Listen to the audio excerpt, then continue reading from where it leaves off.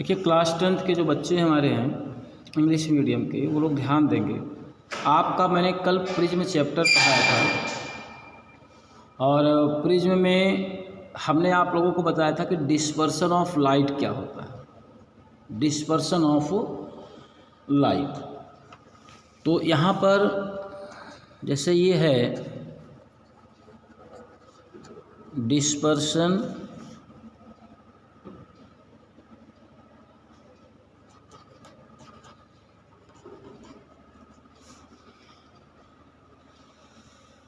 इसकी डेफिनेशन कल हम भेज चुके थे आपकी कॉपी में।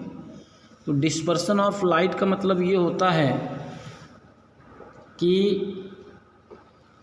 मान लीजिए अगर हम प्रिज्म के सरफेस पे इस तरीके से वाइट लाइट को इंसिडेंट कराते हैं, रिफ्रैक्शन के बाद अपने कंपोनेंट कलर में डिवाइड हो जाती है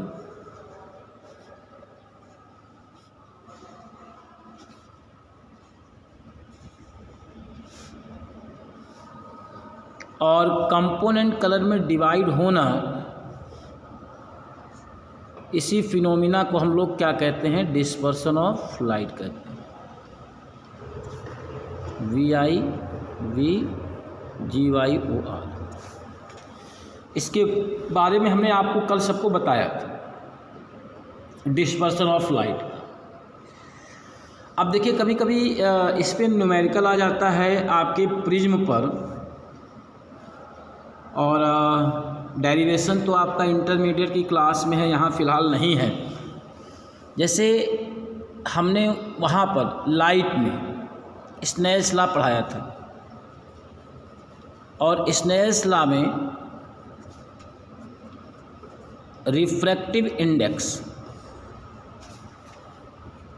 ये हमने आपको बताया था। रिफ्रैक्टिव इंडेक्स क्या होता है कि हमारे इंसिडेंस एंगल का जो साइन होता है, sine value of incidence angle, और sine value of refraction angle का जो रेशियो निकल के आता है, इस रेशियो को हम उस मीडियम का रिफ्रैक्टिव इंडेक्स कहते हैं जिस मीडियम में हमारी लाइट रे इंटर करती है। आपने पढ़ा भी है, पढ़ाया भी मैंने। यहाँ पर देखिए हल्का नोट्स पॉइंट के रूप में हम बता दे रहे हैं कि ये लाइट है, वन मीडियम से अनदर मीडियम में जाती है तो क्या होता है, हल्का सा अपने एक्चुअल पाथ से डाइवर्ट होती है। तो ये मेरा कौन सा एंगल होता है, इंसिडेंस, और ये कौन सा होता है, रिफ्रैक्शन एंगल। तो इसका साइन और इसका साइन, इन दोनों का जो रेशियो होता है वो कांस्टेंट आता है। ये बताया था स्नेल्स ने भी, इसको स्नेल्स लॉ भी कहते हैं। और साइन आई और साइन आर का जो रेशियो निकल के आता है, ये रेशियो जो एक कांस्टेंट वैल्यू आती है, वो कांस्टेंट वैल्यू उस मीडियम का रिफ्रैक्टिव इंडेक्स होता है जिस मीडियम में रे आपकी जाती है। तो यहाँ पे n क्या है, रिफ्रैक्टिव इंडेक्स है। ये अगर हमको प्रिज्म का रिफ्रैक्टिव इंडेक्स फाइंड करना, प्रिज्म आपका ग्लास का होता है तो रिफ्रैक्टिव इंडेक्स मटेरियल का होता है। तो प्रिज्म ग्लास का है, अगर हम इसका रिफ्रैक्टिव इंडेक्स हमको निकालना हो, केवल फार्मूला इसका यहाँ पे आपकी क्लास में है, डेरिवेशन तो आप इंटर में पहुँचेंगे तब पढ़ेंगे। तो refractive index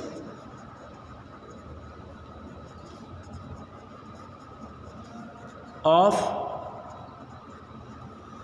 material of prism n equal to sine a plus delta m/2 upon sine a/2। इस फार्मूले से हम लोग रिफ्रैक्टिव इंडेक्स निकालेंगे, जहाँ पर a क्या है, प्रिज्म एंगल है, डेल्टा m क्या है,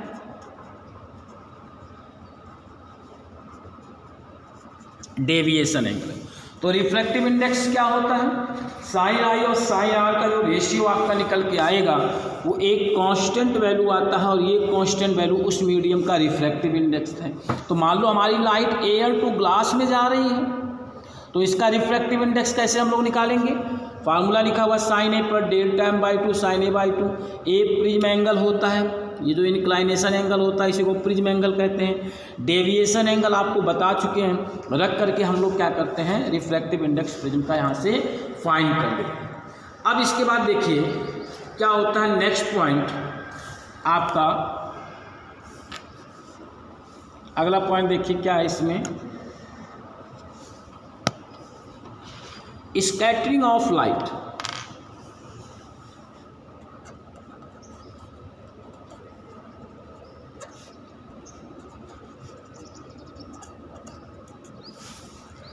स्कैटरिंग ऑफ लाइट।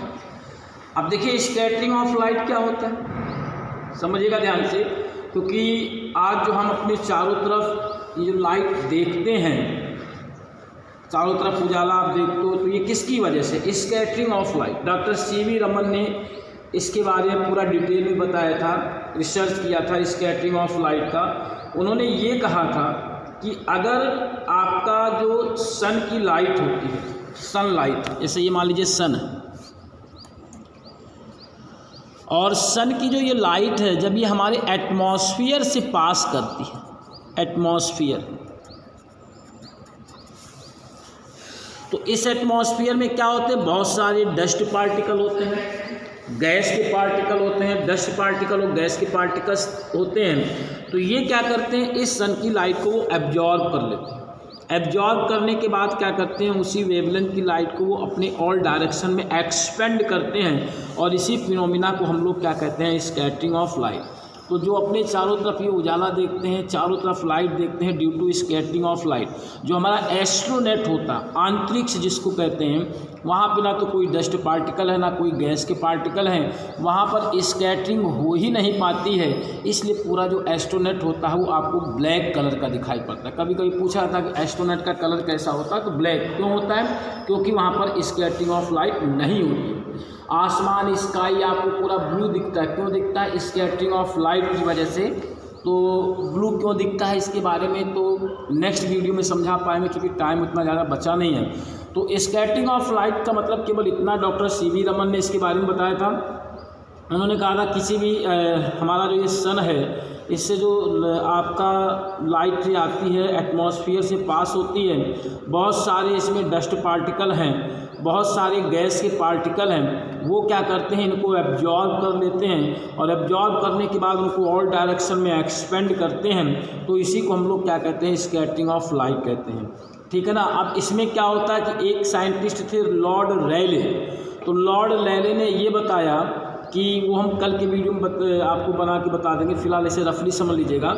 उन्होंने कहा कि जिसकी वेवलेंथ बहुत ज़्यादा होती है उसका स्कैटरिंग कम होता है। जैसे ये रेड कलर है, इसकी वेवलेंथ मैक्सिमम होती है तो इसका स्कैटरिंग कम होता है, ये कम एक्सपेंड होता है और एक लॉन्ग डिस्टेंस अचीव करता है, यानी एक दूर खड़े व्यक्ति की आंखों में भी जाकर के वो लाइट इंटर करती है। तो जितने भी हमारे, और रेड कलर क्या होता है कि हमको दूर से दिख जाता है, तो जितने भी डेंजर सिग्नल होते हैं वो सब रेड कलर के इसीलिए होते हैं।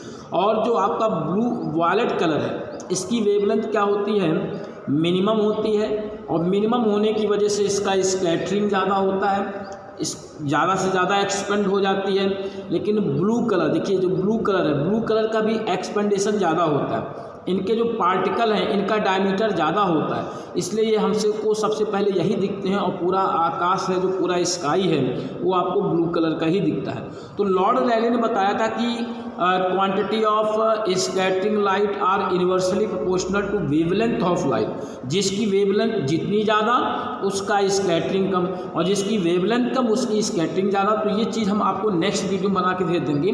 केवल यहाँ scattering of light doctor CV Raman ने, सनलाइट एटमॉस्फेयर से पास करेगी, डस्ट पार्टिकल अब्जॉर्ब करके उनको एक्सपेंड करते हैं, इसी को हम लोग स्कैटरिंग ऑफ लाइट कहते हैं। आज तक इतना, बाकी कर